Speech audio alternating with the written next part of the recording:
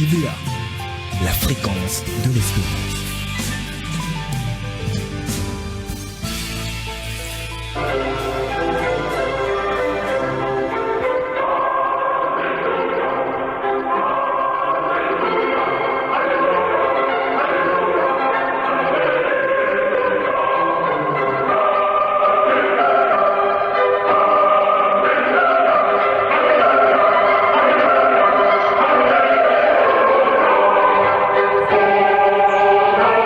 Voici venue l'heure de la communauté des hommes d'affaires du plein évangile.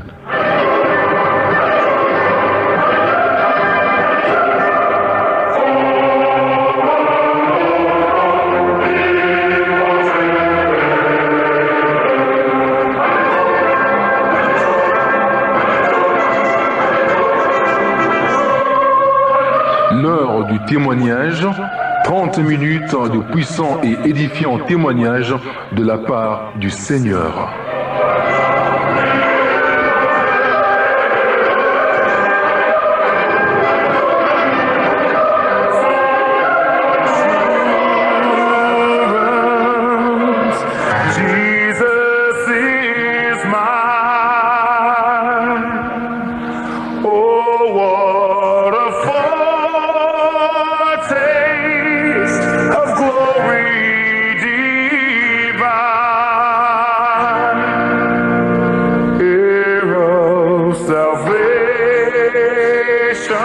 Bonne écoute et que Dieu vous bénisse.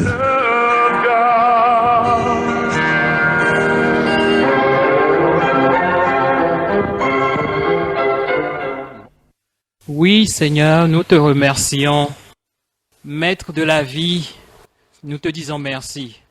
C'est grâce à toi si nous sommes encore éveillés et c'est grâce à toi si nous sommes encore réunis dans ce studio de la JVA.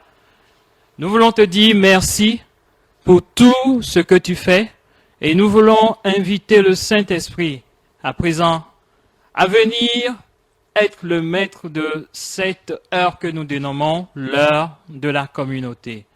Merci parce que tu as pris place, merci parce que tu resteras avec nous jusqu'à la fin. Et c'est dans le nom de Jésus que nous avons prié et reçu. Amen.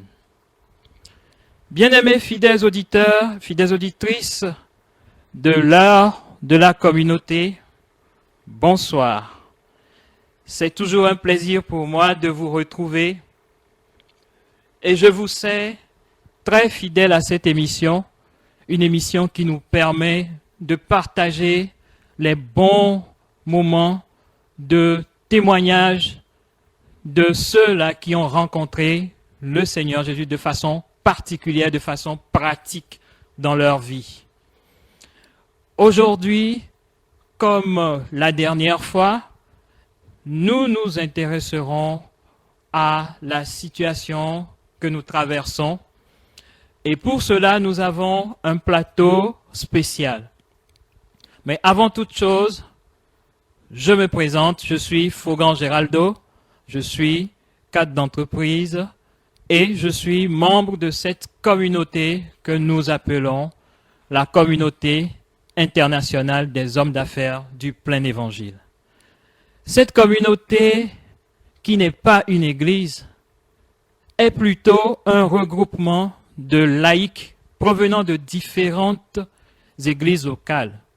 Nous y retrouvons des catholiques, des protestants, des orthodoxes, des évangéliques, et ce sont des personnes qui sont engagées à différents niveaux de la société, qui sont donc des professionnels, mais qui se retrouvent pour partager les grandes choses que le Seigneur fait dans leur vie et pour prier pour des besoins dans ce domaine.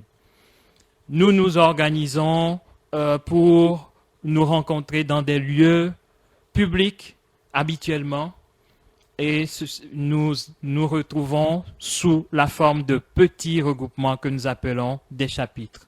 Mais nous avons également des moyens d'action comme cette émission qui est dénommée l'heure de la communauté et au cours de laquelle nous avons l'occasion de toucher aussi parfois des points spéciaux. Alors, je le disais tantôt, nous avons un plateau spécial et pour m'accompagner dans ces minutes, nous avons d'abord le professeur Dikenu Komi, qui est... Nous avons donc, je reprends, le professeur Dikenu, et il a beaucoup de casquettes. Il est professeur titulaire de philosophie. Il est également conseiller au bureau national. Mais au-delà de tout ceci, il est également membre de la commission d'éthique du ministère de la Santé au Togo. Et il est aussi membre de la commission de l'éthique de l'UNESCO. Professeur, bonsoir. Bonsoir, chers frères en Christ. Alors, à ma gauche, nous avons le docteur Shepi Kounetron, qui n'est plus à présenter, le président national de ce mouvement au Togo, mais qui est aujourd'hui là avec sa casquette de docteur en pharmacie. Donc, c'est un pharmacien du corps médical. Docteur, bonsoir. Merci, merci de nous avoir associés à cette émission. Merci Gérardo. Merci mon frère. Merci. Nous pouvons donc continuer. Et aujourd'hui, nous voulons donc nous intéresser encore de façon particulière à cette crise, donc à cette maladie liée au Covid-19. Depuis décembre 2019, ce petit être microscopique est en train de bouleverser le monde entier. Il s'agit de ce Covid-19. Toute la Terre semble tourner même au ralenti. Certains pays sont en pause. La culture en est ébranlée avec l'interdiction des poignées de main, des accolades, voire des rencontres sociales, y compris la fermeture temporaire des églises et lieux de culte dans la majorité des pays. Les masques et gants sont devenus pratiquement incontournables aujourd'hui. Dans les pays voisins, si ce n'est pas l'interdiction absolue de sortir sans masque, il s'agit de confinement total. Alors, face à ce type de pandémie qui est assimilée à tort ou à raison à la peste, le chrétien se pose assez de questions et le monde est troublé et se demande si c'est la fin du monde, si c'est une punition de Dieu ou si c'est juste un vent passager et demain il fera beau à nouveau. Alors sur ce plateau ce soir, messieurs, encore une fois, bonsoir. Je vais d'abord m'adresser au docteur Kounetron pour nous dire, docteur, selon la santé, qu'est-ce que c'est que le Covid-19?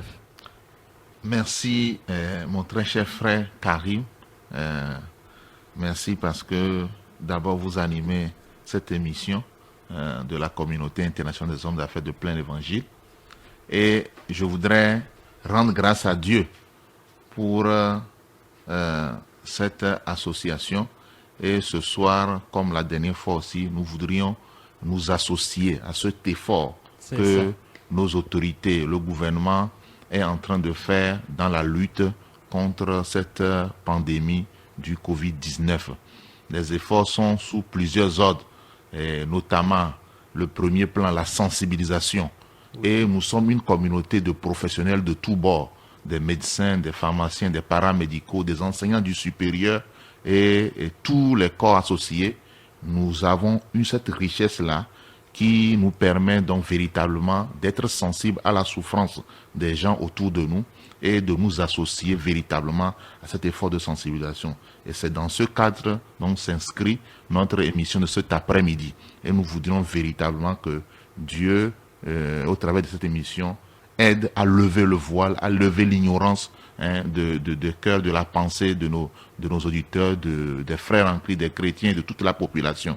C'est aussi avec grand plaisir d'être associé avec notre grand frère et ami, le professeur Dikenu, qui est un enseignant, un éminent enseignant, un philosophe de son état et qui, je suis convaincu, avec la lumière de Dieu, nous éclairera amplement. Et donc, pour venir à votre question, disons tout simplement que la maladie de Covid-19 est une maladie infectieuse provoquée par un nouveau virus qui n'avait encore jamais été identifié chez l'être humain. Donc c'est un virus, ce virus il provoque une maladie respiratoire avec des symptômes qui peuvent se comparer à celui de la grippe, des symptômes comme la toux, généralement des toux sèches, la fièvre, et dans des cas plus sévères qui entraînent donc des pertes de vie, des cas plus sévères, donc une pneumonie. Donc voilà un peu ce que c'est. Donc c'est un virus, un nouveau virus qui vient de tomber parmi les humains. Donc voilà ce que je peux dire sur ce que c'est le virus. Merci beaucoup, docteur, pour l'éclairage. Merci d'avoir abordé l'aspect responsabilité sociale de notre association. Nous aurons l'occasion aussi, s'il plaît à Dieu, de faire intervenir d'autres personnes, d'autres secteurs pour voir comment en faire profiter les membres de la communauté et tous ceux qui nous écoutent. Donc, professeur, j'aimerais que vous puissiez nous éclairer également sur la question « Qu'est-ce que vous suggère le Covid-19 » Comme notre président vient de le dire, c'est la maladie Covid-19 due au coronavirus. Ok. Donc, c'est une maladie qui est appelée Covid-19. Alors, cette maladie nous met dans un contexte social difficile, dans un contexte d'incertitude. Et de vieilles questions philosophiques, éthiques surgissent. Des êtres humains se demandent que faire. Que faire maintenant dans cette situation difficile? Et au niveau national, nos gouvernants ont pris des mesures, comme le président vient de le dire, et nous voulons humblement nous associer à ces mesures, à l'implémentation de ces mesures dans le cadre de la sensibilisation, de l'information, de l'éducation. Au niveau international, comme vous l'avez dit, je suis membre du comité d'éthique des connaissances scientifiques et technologiques de l'UNESCO. Au niveau international,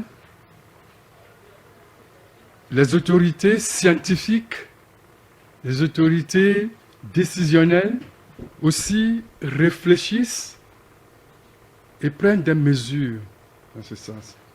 Pour le philosophe et l'éthicien que je suis, je me suis surtout intéressé aux grands principes éthiques au niveau international et national.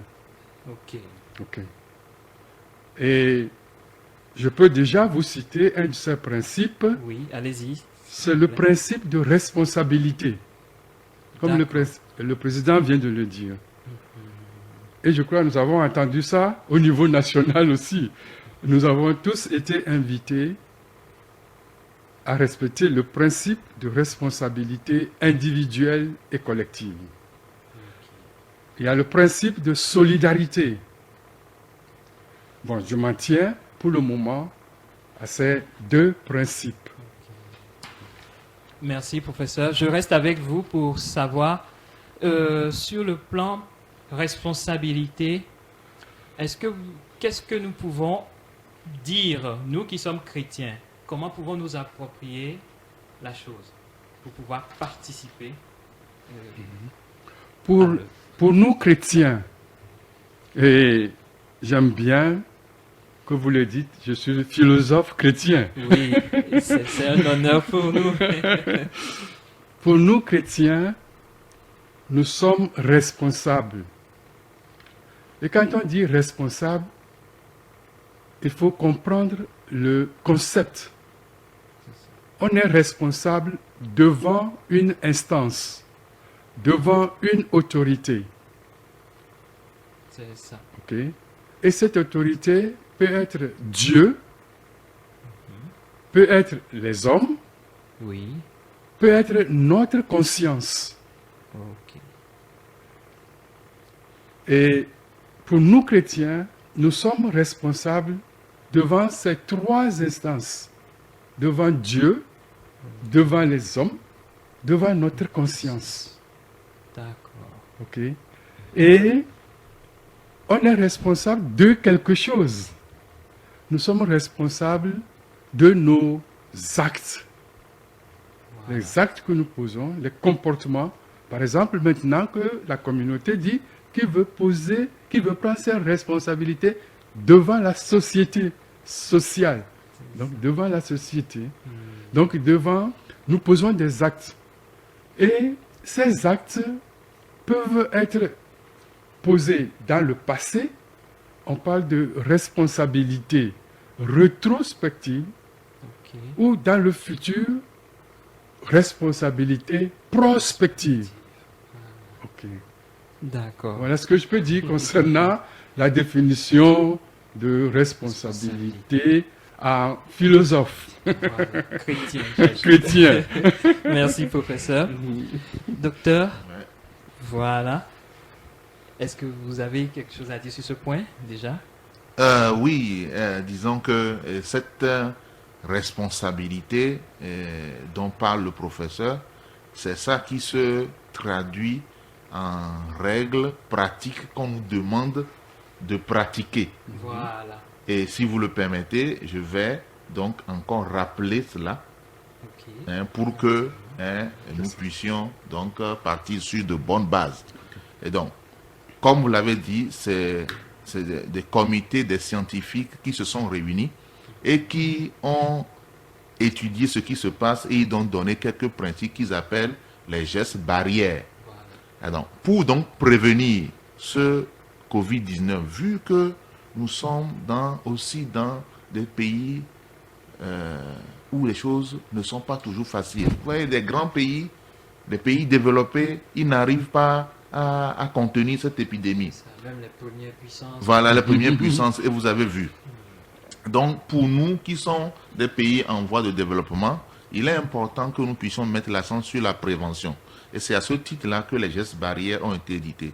Et donc, premier élément que, au niveau de l'ordre des pharmaciens, on recommande pour la prévention, c'est de se laver régulièrement les mains au savon et à l'eau, ou utiliser le gel hydroalcoolique. Donc, se laver régulièrement plusieurs fois dans la journée. Et on dit même se laver consciencieusement les mains.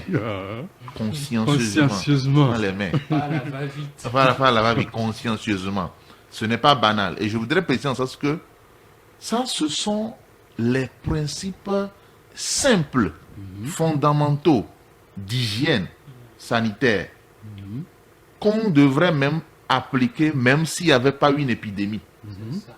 Et c'est ça qui permet d'éviter la plupart, on dit plus de 70% des maladies devraient être évitées par ce geste simple, le lavage des mains. Ok. Le point 2, on me demande de tousser dans le creux du coude ou utiliser un mouchoir jetable. Et donc, en ce qui concerne notre responsabilité, c'est de ne pas penser que c'est des choses qu'on a dit juste pour nous fatiguer. Mais c'est de s'appliquer en tant que croyant d'abord, notre responsabilité envers Dieu, respect de l'intégrité des hommes qui sont autour de nous, dire que je vais m'appliquer à suivre ces principes-là. Le point 3, garder la distance de sécurité de 1 mètre. Comme Ouais. nous l'appliquons actuellement. Comme nous l'appliquons. Donc, c'est des mesures qui nous permettent d'éviter des contaminations. Point 4, bien cuire les aliments. Les aliments actuellement, Et ça, c'est des principes anciens, hein, ce n'est pas nouveau. Hein, bien cuire les aliments, les volailles, la viande, etc. Laver correctement les fruits et légumes avec de l'eau, hein, ou bien enlever la peau avant de manger. Éviter de mélanger le savon et de l'eau de Javel. Je voulais ajouter ça. Souvent, c'est quelque chose que beaucoup de gens ne comprennent pas et on a fait beaucoup d'erreurs. Le savon et l'eau de Javel se neutralisent. Docteur, je crois que c'est un point très important. Le savon et l'eau de Javel se neutralisent. Si vous le mélangez, ce n'aura plus son effet. Donc, c'est soit l'eau de Javel que tu utilises pour désinfecter, ou bien c'est le savon, tout simplement. Donc, voulant très bien faire, on peut mal faire finalement. Donc, il ne faut pas mélanger le savon et l'eau de Javel. Nous n'allons pas rentrer dans les considérations chimiques de ça. Donc, retenez tout simplement qu'il n'est pas conseillé de mélanger le savon et l'eau de Javel en même temps. Point 5, utilisez les masques dans toutes les situations. Et de plus en plus, c'est admis maintenant que dans les réunions, dans les rencontres, en plus des mesures de distanciation sociale, l'utilisation des masques est importante. Donc, les masques adaptés existent. Et il est important de chercher à avoir ces masques-là. Et il y a ce que je porte là, ça c'est les masques chirurgicaux qui permettent à celui qui le porte d'éviter de transmettre des germes à d'autres personnes. Donc ça c'est des masques chirurgicaux, les chirurgiens l'utilisent à l'hôpital et autres. Mais il y a d'autres masques qu'on appelle les masques FFP2 qui retiennent les particules et qui empêche ce que toi aussi tu sois contaminé. Donc ça filtre l'air rejeté et ça filtre l'air inspiré. Il y a d'autres types de masques, mais nous n'allons pas rentrer dans tous ces détails-là ici aujourd'hui. Donc voilà à peu près, éviter par exemple, un point ici, éviter d'amener les enfants dans les lieux publics actuellement, hein, dans les hôpitaux, dans les pharmacies, au marché. C'est pour cela que les écoles sont fermées d'ailleurs et les crèches sont fermées. Et point 7, éviter de se serrer les mains, et les embrassades, les bisous et tout ça. On nous demande de surseoir à ça, hein, pour le moment. Donc voilà les signes, ou bien les comportements plutôt, qu'il faut adopter pour pouvoir, hein, véritablement éviter cette pandémie, ce Covid-19. Merci, docteur. Je crois qu'on reviendra à vous après pour quelques conseils pratiques, parce que je viens d'apprendre de nouvelles choses et je suis sûr que mes auditeurs aussi qui nous écoutent actuellement, nos auditeurs aussi, apprendront et attendent de vous. Mais nous allons quand même rester avec vous. C'est par rapport à une question, c'est surtout de savoir par rapport donc aux chiffres de contamination qui sont donnés. Je pose la question, comprenez que je voudrais savoir, pour nous qui sommes chrétiens par exemple, est-ce que que devons-nous faire de ces chiffres que nous pouvons revoir, nous pouvons voir à la télé, nous pouvons consulter sur le net? Est-ce que l'on doit se sentir menacé? Pourquoi je pose cette question? C'est parce que j'ai suivi quand même quelques vidéos où dans les pays développés, des magasins se font vider complètement par des populations qui craignent le pire, par exemple. Et est-ce que la peur n'est pas en train de faire plus de mal que la maladie à ce moment? Très bien, oui. Vous savez, chaque fois quand il y a une pandémie et que les choses vont très rapidement et que nous n'avons pas les moyens qu'il faut pour pouvoir gérer la situation directement, on peut paniquer. Hein, dans les situations de pandémie, lorsqu'il y a une flambée infectieuse, les moyens qu'on dispose pour faire face à la situation sont souvent faibles par rapport à ce qui se passe. Ce n'est pas seulement dans nos pays sous-développés, même dans les grands pays, le même problème se pose. Et donc, la panique et la peur peuvent donc des comportements qu'on retrouve et les gens peuvent courir de gauche à droite. Mais ce que je voudrais dire, hein, sur l'aspect psychologique, avant qu'on aille plus loin, laisser la parole au professeur, c'est que, de grâce, évitons de courir dans tous les sens pour prendre ceci, prendre tel médicament, tel antibiotique. C'est dangereux. Hein, ce que les gens vendent ailleurs peuvent être des sources d'intoxication pour nous. Et aussi, il y a des faux médecins, généralement des faux pharmaciens, des personnes qui sont des pseudo-pharmaciens et qui s'improvisent comme quoi ayant des recettes, ayant des remèdes, et beaucoup de choses circulent sur, comment on appelle, sur l'internet, des gens qui disent qu'ils ont des potions, des infusions, des décoctions, des plantes pouvant apporter un soulagement quelconque, sont à éviter, ne les suivez pas du tout. Donc, il faut rester attaché aux informations officielles qui sont données par des professionnels assermentés, des recommandations qui nous sont données. Et lorsqu'on n'a pas de solution, on peut avoir peur, on peut être stressé. Mais pour nous, en tant que croyants, le Seigneur nous dit de ne pas nous inquiéter, que ce n'est pas par nos inquiétudes que nous allons prolonger, même d'une coudée, notre vie. Ne vous inquiétez pas. Ne vous faites pas de soucis. La Bible dit dans Matthieu 6, 27. Donc nous n'avons pas à nous soucier. Parce que le stress est un élément défavorable pour la santé en lui-même. Le stress est un élément défavorable pour le système immunitaire. Et qui est le système de santé humain principal qui combat en réalité cette maladie avant même de parler de médicaments. Mais la peur paralyse le système immunitaire. C'est pour cela que la peur est le premier ennemi. Donc faisons attention de ne pas céder à la peur. Faisons attention de ne pas aller chercher tout le temps le nombre de morts qu'il y a eu. Cela alimente plutôt la peur. Mais restons sereins et faisons face à la situation. Merci beaucoup, docteur. Et professeur? Oui, et comme le docteur vient de le dire, nous sommes dans un contexte d'incertitude. Incertitude scientifique.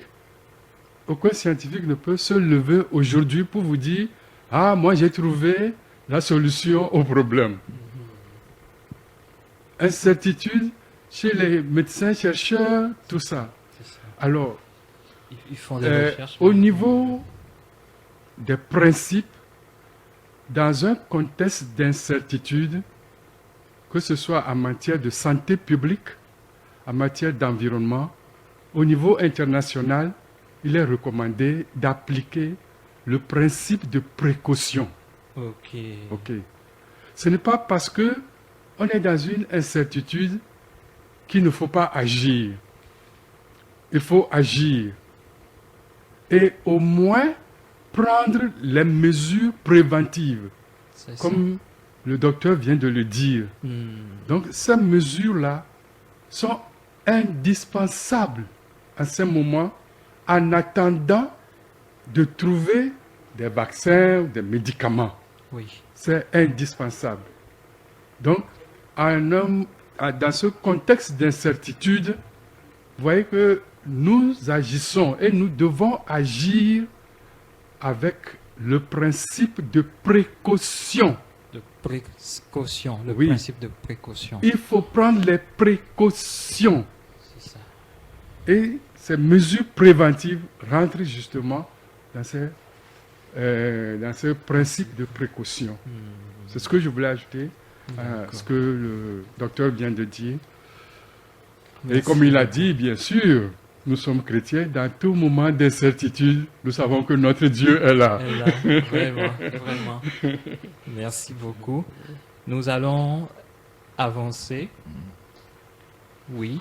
Et vous vouliez dire quelque chose, docteur? Oui, et ajouter à cela, en dehors des conseils sur le plan psychologique, l'attitude de précaution, de prévention, quelques conseils qu'on peut rappeler rapidement.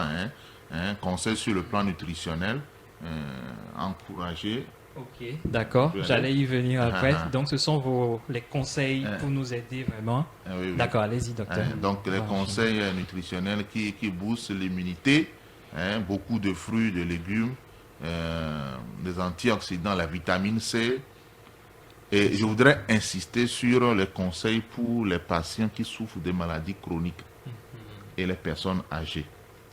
Les patients qui souffrent de maladies chroniques, notamment les hypertensions artérielles, qui ont eu un AVC, qui sont sous traitement de cancer, de diabète, de l'asthme, les bronchopneumonies et toutes les autres maladies dégénératives, il est conseillé actuellement de limiter au maximum les déplacements, de rester à la maison.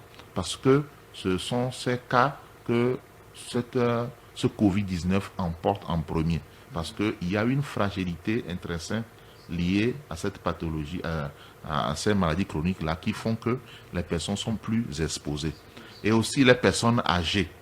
Donc, véritablement, prendre soin de nos personnes âgées qui sont dans nos maisons, les recommander les principes barrières, faire en sorte qu'ils ne reçoivent pas trop de visites et que chaque fois à la maison, les gens puissent appliquer les principes barrières avant de venir dans nos maisons.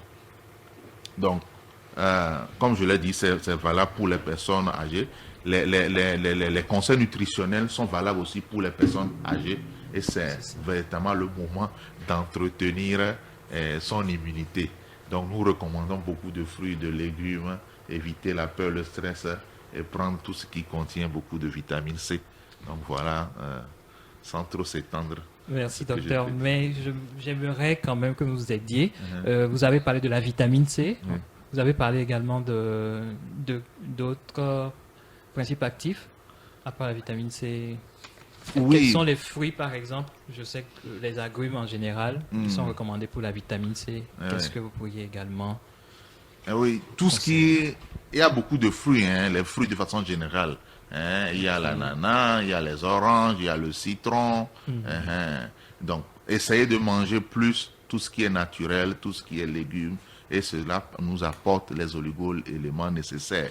Les légumes, les fruits, je ne vais pas citer ça en détail, mais légumes, fruits sont encouragés à être consommés. Je veux peut-être dire ceci en passant. Il y a eu beaucoup de choses qui ont été dites en ce qui concerne les médicaments comme la chloroquine et les antibiotiques.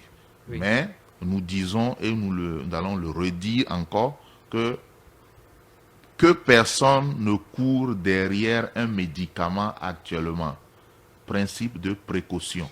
C'est ça. Le principe de précaution. Nous sommes dans une période d'incertitude.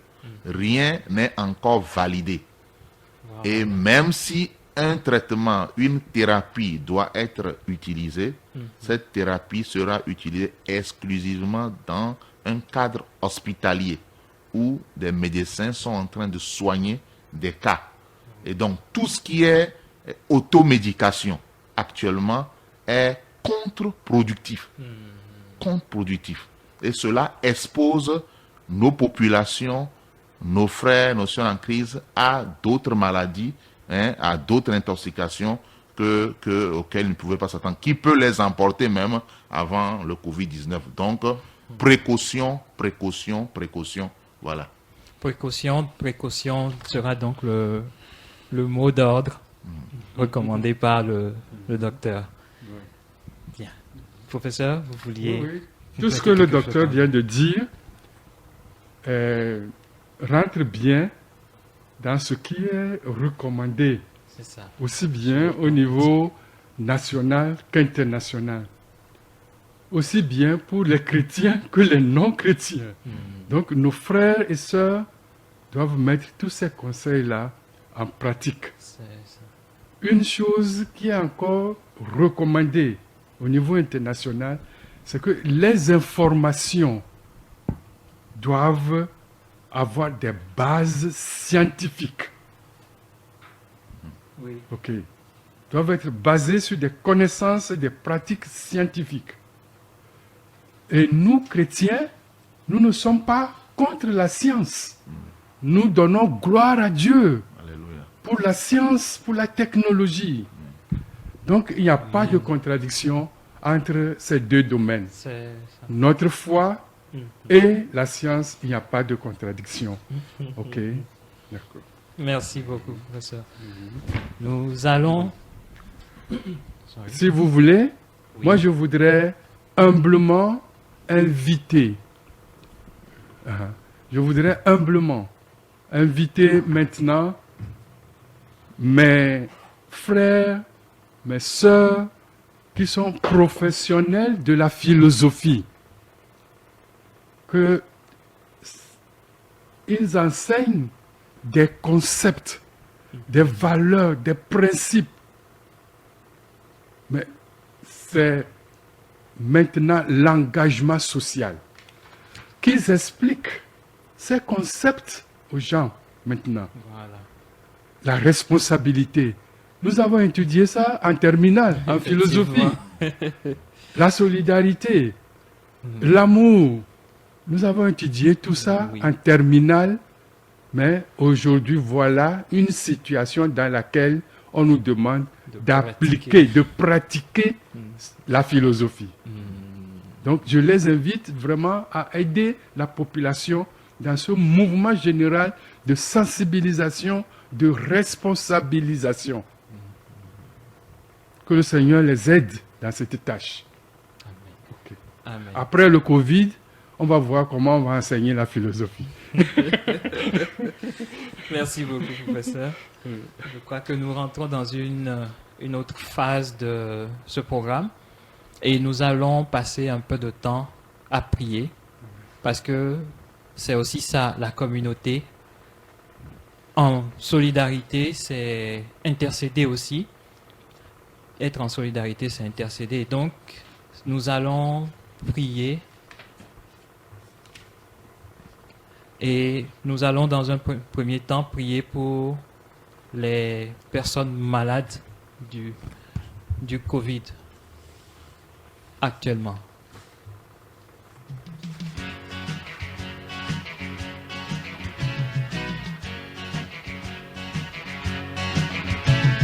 Jésus est à moi, je suis à lui, sa bannière sert à vous. Jésus est à moi, Alors, je suis à nous allons prier. lui, sa bannière sert Nous allons prier dans un premier temps pour les personnes malades du Covid. Nous avons connu beaucoup de cas de guérison qui sont annoncés chaque jour d'ailleurs. Et nous savons que notre Dieu est capable de le faire. Nous sommes dans la période pascale et il nous a appris que par les meurtrissures de son Fils, nous sommes guéris. Nous allons pouvoir prier et intercéder pendant un temps pour eux. Prions.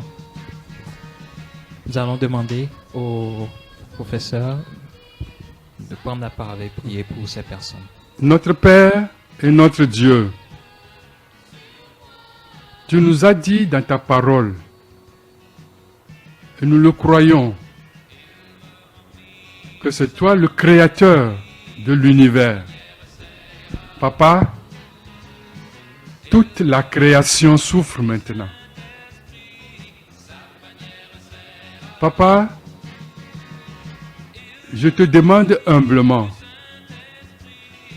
de soutenir ta création,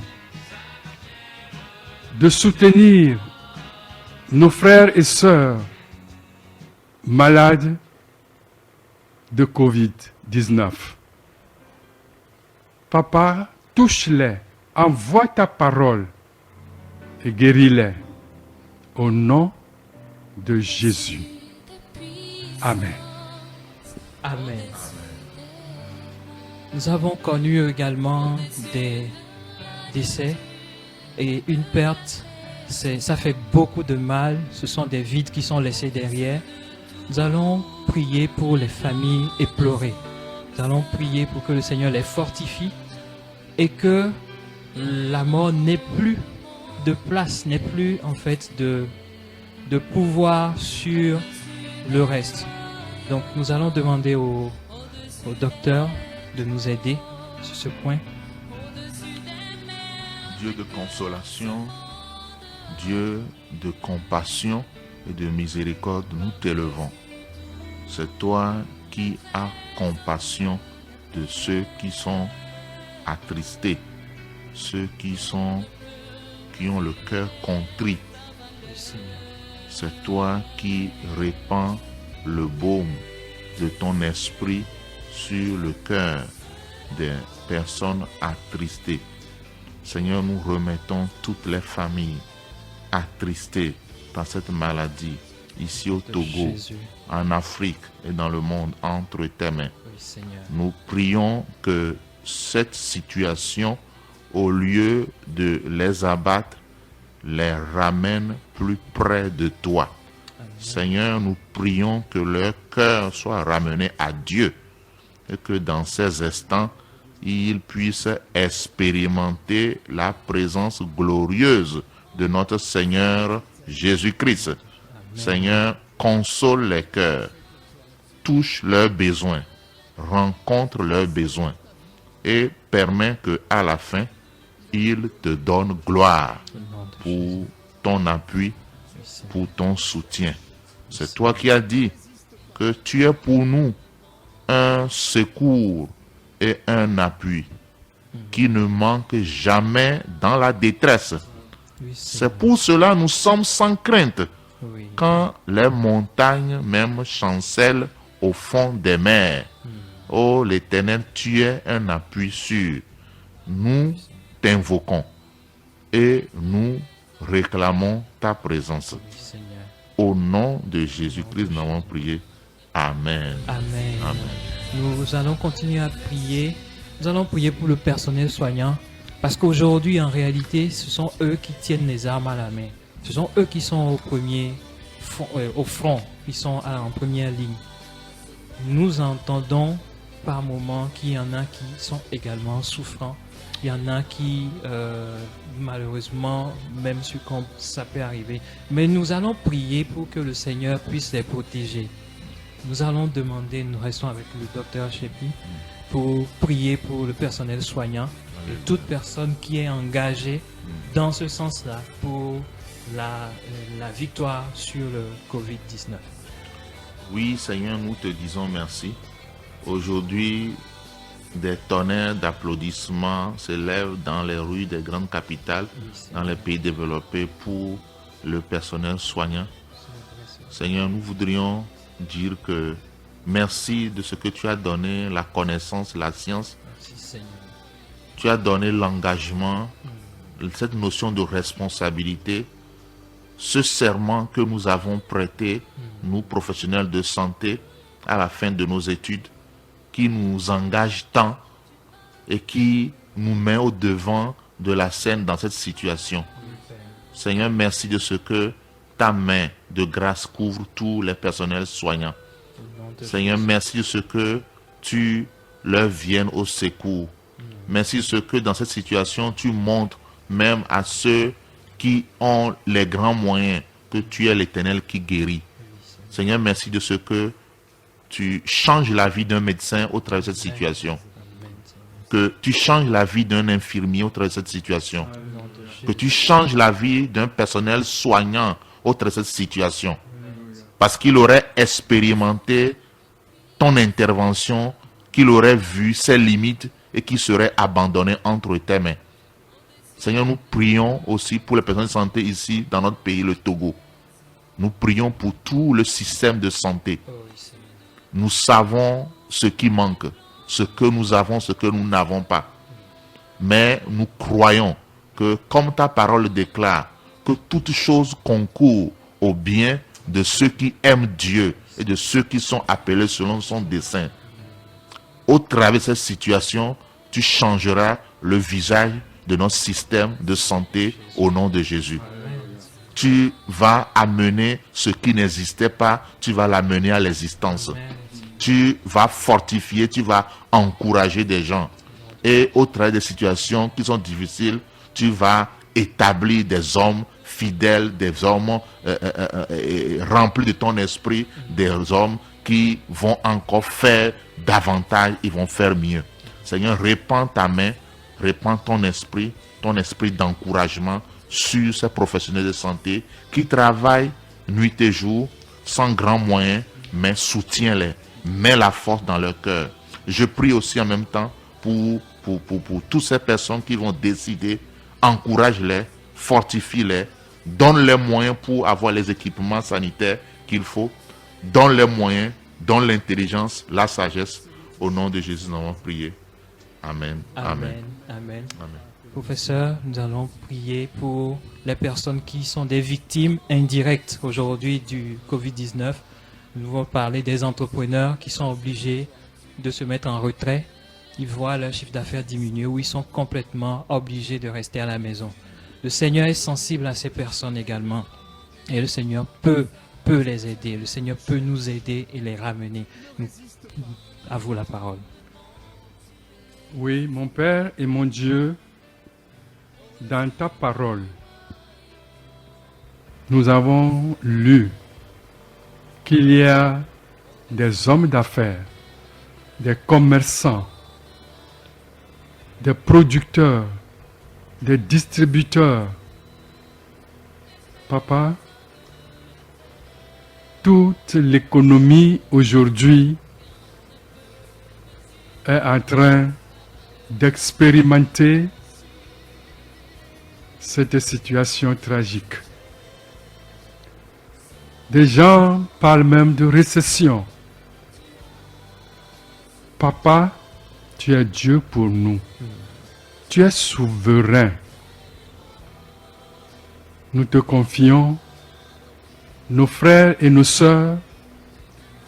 Nous te confions le monde de l'économie, Oui, Seigneur. le monde des affaires. Oui, Seigneur. Nous savons dans ta parole que tu n'es pas contre l'argent, mais tu es contre l'amour de l'argent. Voilà. Papa, nous demandons spécialement que tu inspires les décideurs économiques, les gouvernants, Oui, Seigneur. pour qu'ils prennent les décisions qui favorisent l'économie à ces moments difficiles. Amen. Les employés, les salariés, les fonctionnaires, les personnes vulnérables à ces moments difficiles. Toi, tu peux le faire. Oui, Père. Papa, c'est pourquoi nous venons à toi. Tu es un Dieu qui écoute la prière. Exauce-nous, Papa, au nom de Jésus. Amen. Bien-aimés, c'était donc l'heure de la communauté. Pour pouvoir clore en beauté, nous allons laisser la parole au docteur Kounetchon, qui va en même temps prier pour la fin. J'aimerais quand même vous laisser un petit passage que vous méditerez. Covid-19. J'ai eu un petit message qui dit « Et si Covid-19 nous parlait ?» Et si Covid-19 c'était 1 Corinthiens chapitre 6, ça dit VI, et puis verset 19. Je vous laisse méditer là-dessus parce qu'il nous parle de notre corps qui est le temple du Saint-Esprit. Est-ce que ce moment ne nous permettrait pas de nous rapprocher davantage du Seigneur? Docteur, à vous la parole. Merci. Je voudrais encore une fois nous encourager. Comme on l'a dit, nous sommes dans des moments de grande incertitude, des moments où des choses ne sont pas maîtrisées, des moments où nous ne savons pas ce que demain sera fait. Mais c'est aussi des moments où nous nous posons les grandes questions de foi, où nous pouvons nous interroger qui nous sommes, qui est Dieu et qu'est-ce que Dieu est capable de faire dans la vie des hommes. Et c'est des moments où nous nous arrêtons, où nous réalisons la fragilité de l'homme et nous voyons la grandeur de Dieu et nous comprenons que tout peut s'arrêter à tout moment. Et ce sont des moments qui nous préparent, nous, en tant que membres de la communauté des hommes d'affaires de plein évangile, ou à comprendre notre mission, qui est de ramener le cœur des hommes à Dieu. C'est un moment favorable pour que les hommes de tout lieu puissent se rapprocher de Dieu. Sur les informations, il est dit même que l'achat des Bibles en ligne a flambé et que nous rendons gloire à Dieu. Et nous voulions dire, pour terminer, que Dieu est la solution du monde d'aujourd'hui. Et Jésus-Christ est celui qui sauve, qui guérit et qui libère encore aujourd'hui. Donc je vais prier pour la fin. Père, dans le nom de Jésus-Christ, nous t'élevons parce que dans toute situation, tu nous donnes la possibilité de voir ta main. Oui, Seigneur. Dans tous les événements de joie ou bien de peine qui nous arrivent, tu nous donnes la possibilité de te voir agir. Seigneur, nous avons vu ta main, nous avons vu ton action. Tu es un Dieu grand, élevé en dignité, et tu confonds la sagesse des hommes, et tu montres que toi seul, tu es digne d'être loué, d'être craint. En ces instants, nous voulons que la paix de Dieu, qui surpasse toute intelligence, garde nos cœurs et nos pensées en Jésus-Christ. Seigneur, que le Saint-Esprit, qui est l'Esprit de vérité, nous conduit dans toute la vérité. Nous prions pour notre nation, le Togo. Nous prions pour les autorités. Nous prions pour les dirigeants à quelque niveau qu'ils soient, dans leur engagement, dans leur esprit de solidarité envers le peuple. Nous prions que tu les fortifies, tu leur donnes la sagesse, l'intelligence, et qu'en ces instants, ils encore travaillent davantage. Merci pour tout ce que tu fais, et merci de ce que à la fin de cet événement, Jésus-Christ sera glorifié, et beaucoup d'hommes seront sauvés pour la gloire de ton seul nom. Amen, amen, amen. Amen, amen. Merci de nous avoir suivis et à lundi prochain pour toute information 97 22 06 81. Merci.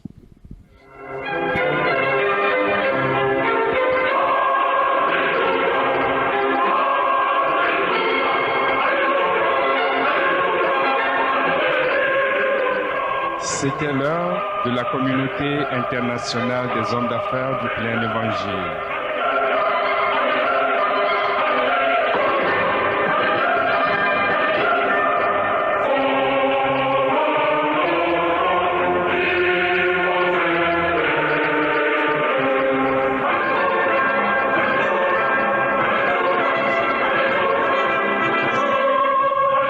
L'heure du témoignage, 30 minutes de puissants et édifiants témoignages de la part du Seigneur.